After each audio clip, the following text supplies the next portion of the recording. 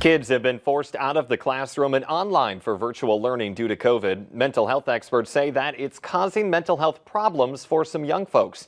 They're urging parents to be proactive and talk to their kids about it. Cassandra Sweetman reports. We really didn't think it was going to be this bad. Since the pandemic began, Oklahoma City-based counselor Katie Evans and her peers have seen a sharp increase in depression in adolescents and teens. We have gotten so many referrals in the past few months. Isolation from peers during a significant phase of development. Peers are who they look to develop their identity, to create connection to others, to figure out where they stand in the world. Evans says she was surprised by how much virtual learning has teens feeling frustrated and helpless.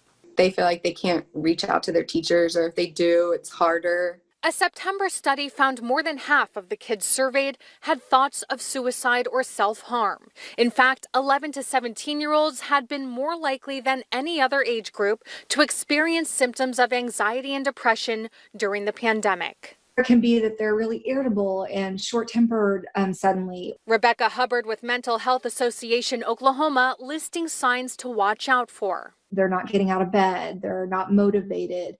They're isolating even more. The most pressing advice: you have to ask how they're doing, because a lot of teens come to me and say, well, it feels like no one cares. It feels like no one is thinking of me. If you're struggling with mental health, reach out to the North Dakota Department of Human Services Behavioral Health Division for some help. Still ahead here at noon, have you ever noticed that as the weather gets cooler, we start to crave more comfort foods? If so, stick around. We have a recipe for more.